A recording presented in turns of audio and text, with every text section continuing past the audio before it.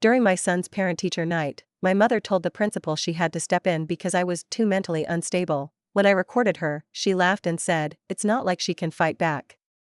I played that recording at her church group. She was shunned in days. I'm Delia Hart. I'm 41, divorced, raising my son Mason in Columbia, Missouri. We live in a modest 2-bedroom ranch house on the south side of town, about 15 minutes from the university, not too far from Rock Bridge Memorial State Park. I work full-time as a librarian at Daniel Boone Regional Library. The job suits me, quiet, methodical, surrounded by people who prefer silence and solitude to performance and noise. Maybe that's why I didn't become like her. My mother, Claudette. Claudette is what small-town people would call put together. Hair always done, lipstick always the same color of dusty rose, voice soft but firm, the type that carries through a room when she wants it to. To outsiders, she's graceful, generous, Christian. To me, she's always been cold and cutting, a woman who'd rather be admired than loved. We were never close. She disapproved of most things I did, the man I married, the way I raised my son, my job, even my taste in curtains. My father died when I was 18. He was the buffer between us, the only person who could temper her. When he passed, Claudette didn't grieve, she reinvented herself. She became the widow who served God and others, head of the Grace Hill Methodist Church Women's Circle, organizer of all things charity, and destroyer of anything that didn't serve her image. When my marriage ended, a quiet, exhausting demise after years of emotional distance and one awful, final betrayal, I found myself needing help with Mason. Not financially, I made enough. But emotionally. I was wrecked, and for a while, I let her back in. She offered to babysit. Showed up with casseroles. Told Mason bedtime stories. I wanted to believe she'd changed. I was tired. Grateful.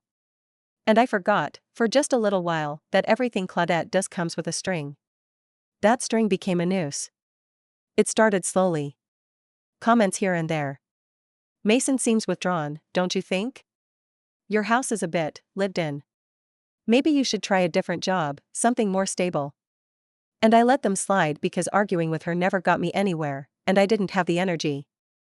But then came the night of Mason's parent-teacher conference. It was October. The leaves were starting to change, and the air had that crispness that makes you reach for sweaters and nostalgia. I had arranged to get off work early. I double-checked the date and time. Mason's teachers had nothing alarming to report, just the usual stuff about participation and math scores.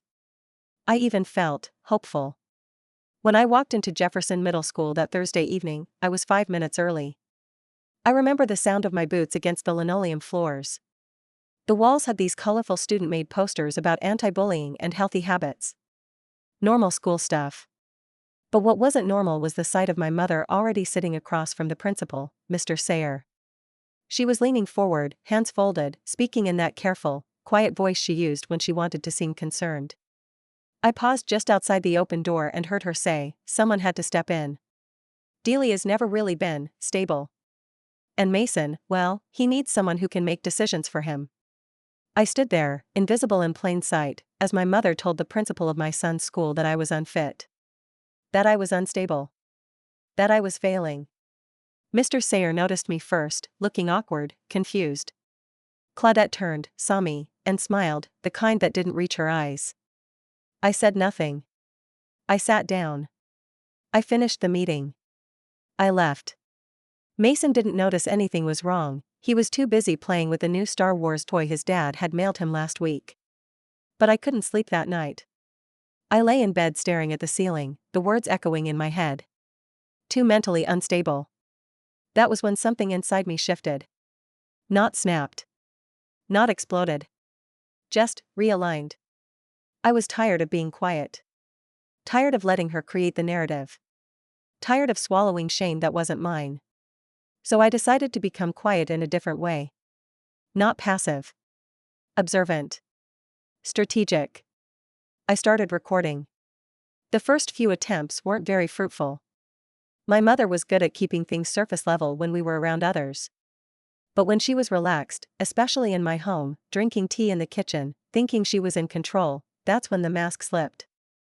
And that's when I got gold. It didn't take long. One afternoon, while Mason was upstairs reading, Claudette sat across from me in the kitchen criticizing the artwork he'd drawn. "He's sensitive. Not like other boys. You coddle him too much." I smiled. Asked her what she meant. "Pressed just enough. Boys need structure. Masculine energy. Not broken mothers who cry in grocery store parking lots." She laughed when she said it. And I had it on tape. A few days later, I asked her about the parent-teacher meeting. She didn't apologize. She didn't even flinch. "Well, you weren't going to stand up for him." I had to do something. And then, in a tone of dismissive amusement, "It's not like you can fight back." Click. That was all I needed. 5 seconds.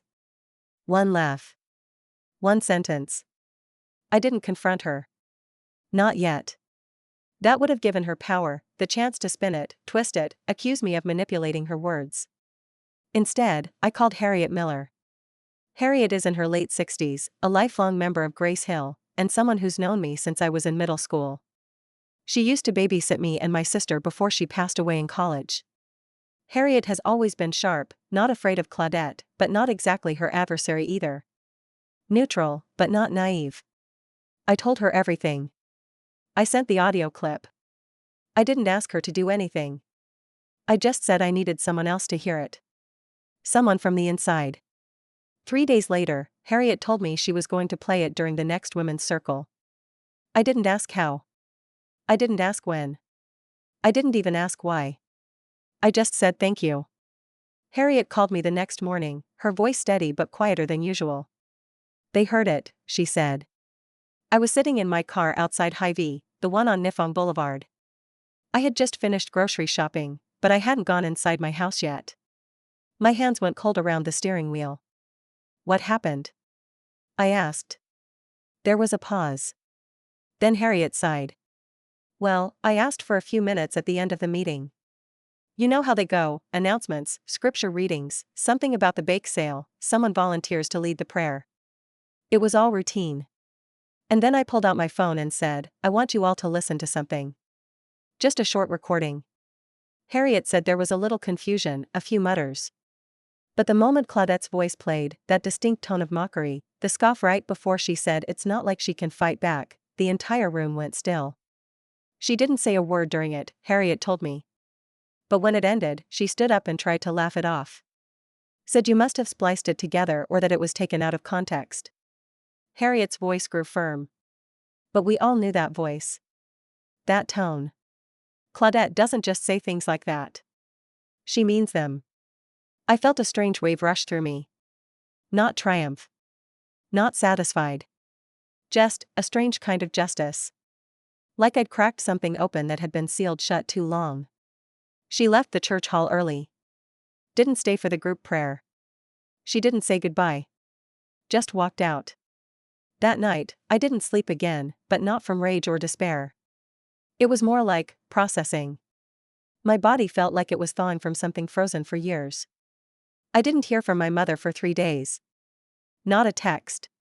Not a call. I saw her car once, parked outside the post office, but I drove past. She hadn't been by the house, and Mason hadn't asked for her, which struck me as quietly telling. Then, on the 4th day, she showed up. No warning. No knocking. Just opened the front door like she always had. I was in the living room folding laundry. Mason was in the back, headphones on, working on a coding project for school. Claudette walked in wearing a pastel blouse, her hair perfect as always, lips painted that same muted pink. She looked at me like I was some unruly child who had tracked mud onto the good rug. "You had no right," she said. I didn't stand up. I just kept folding Mason's shirts. "No right to what?" I asked. "To humiliate me. To turn people against me." I looked up at her and said, "I didn't turn anyone.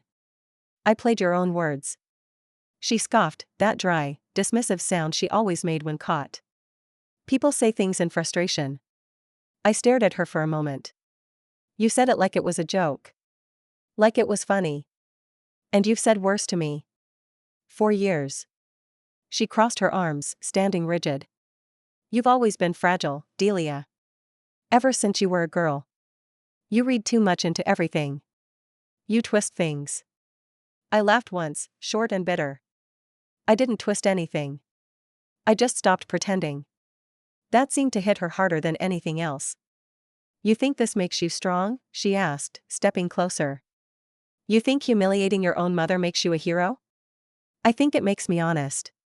She stared at me, her mouth open as if she wanted to say something else, a lecture, a guilt trip, maybe even a threat. But then Mason called from the back room.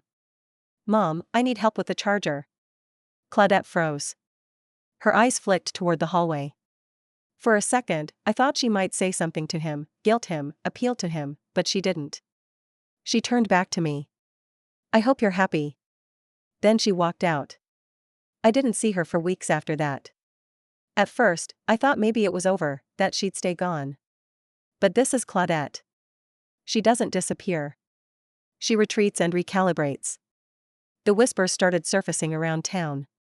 Friends who'd always nodded politely at me in the grocery store now stopped to chat a little longer.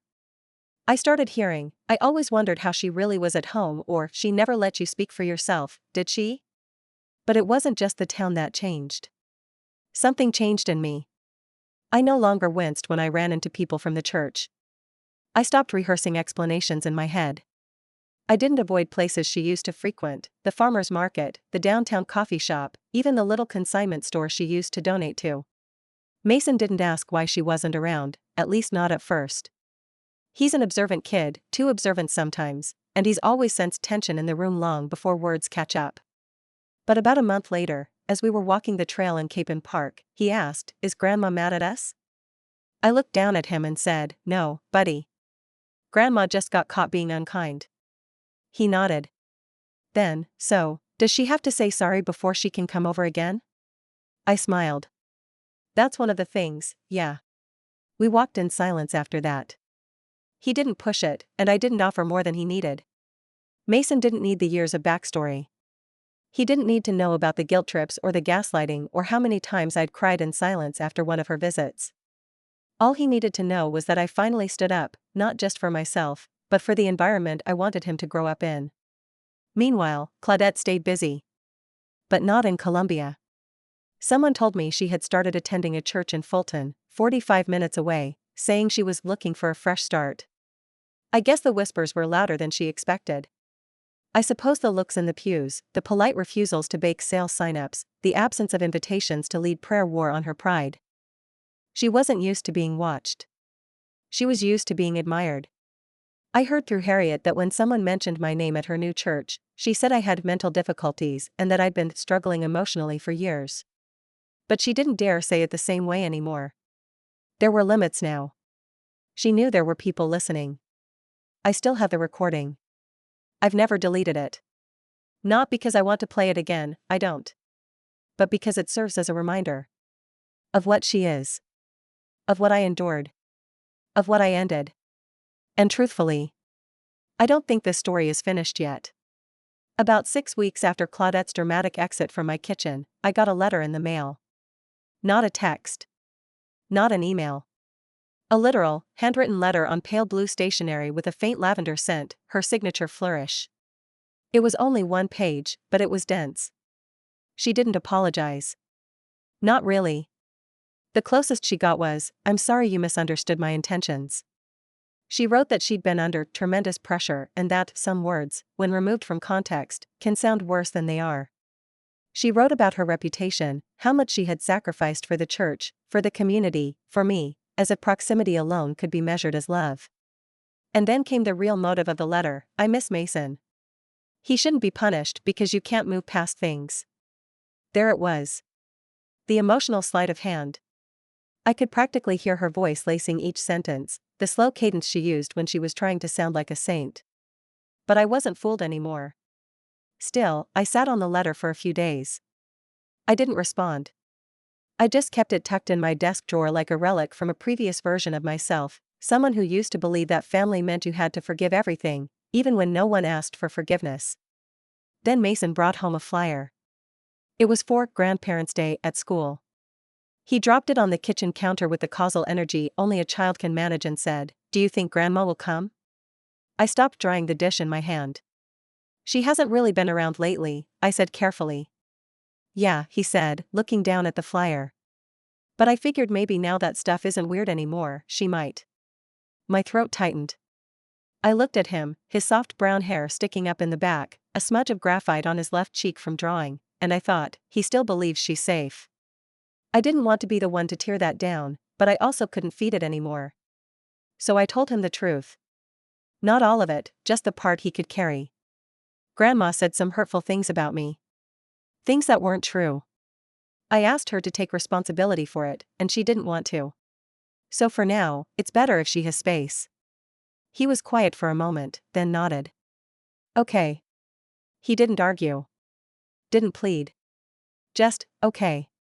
But that night, I cried in the shower. Not because I was sad she wasn't in his life, but because of how much work it took to protect that life from her. That I had to be the filter, the guardrail, the one to decide when history could be rewritten, or when it needed to be stopped cold.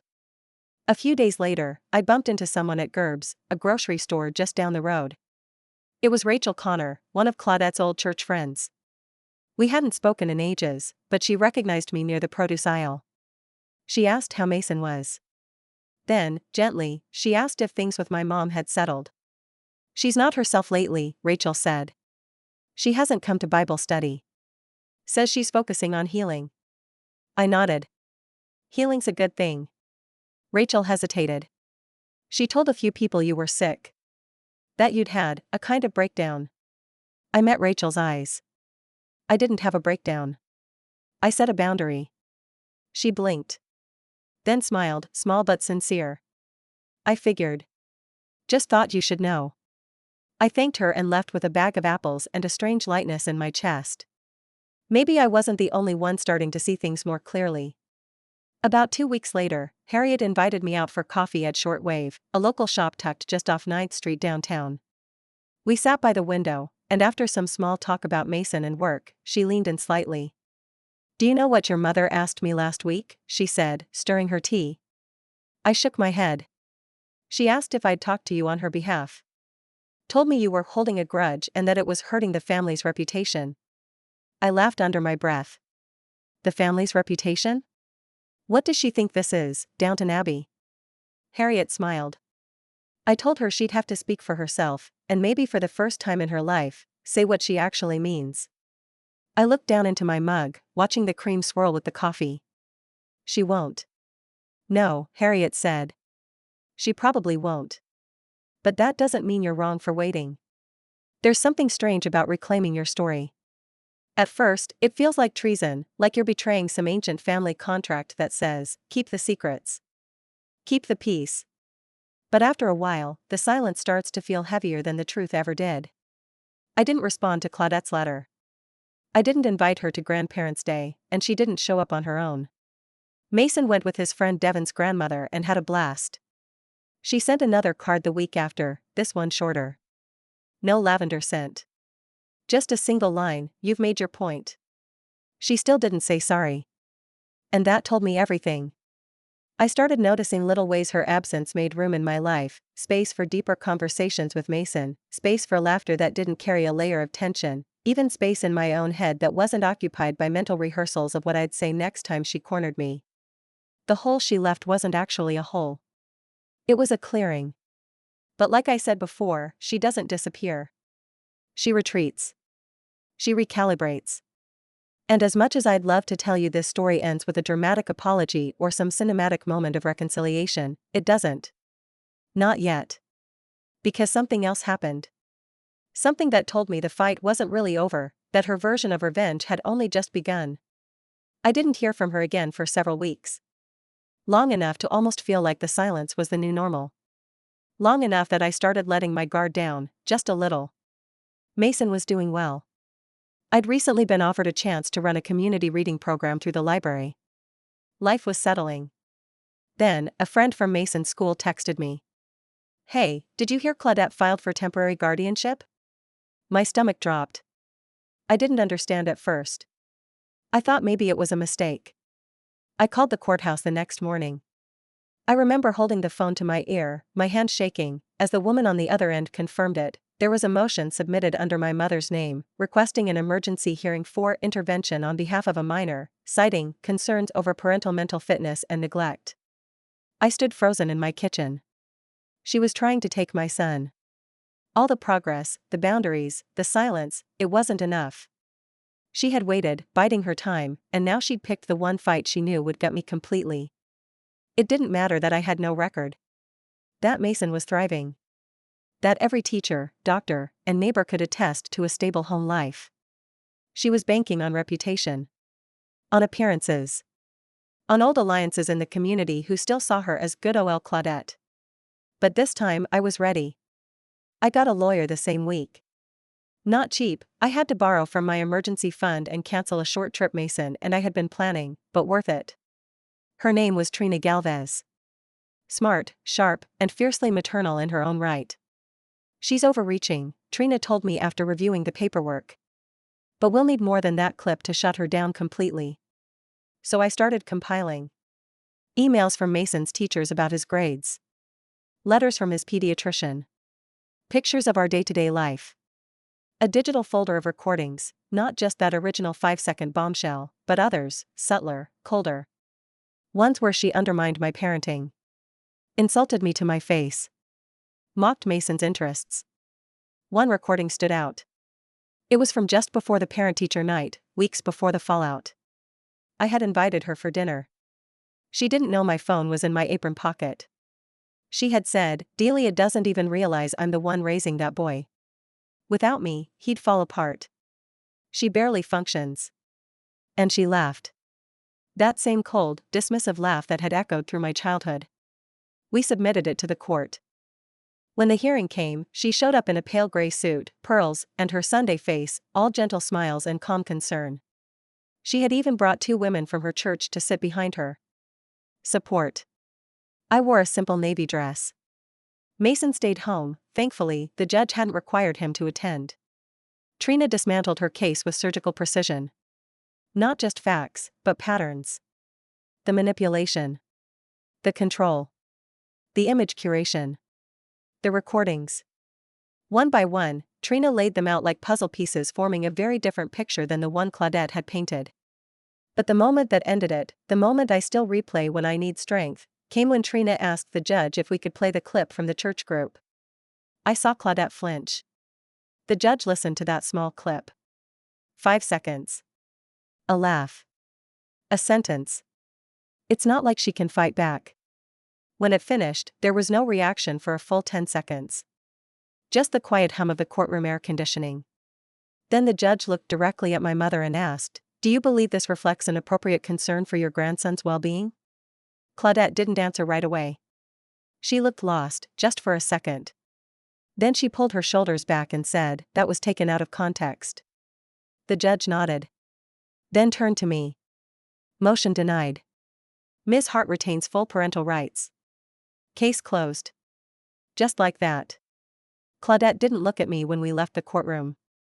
She walked out alone, her perfect posture a little less rigid, her heels clicking on the tile like they were echoing through a long, empty hallway.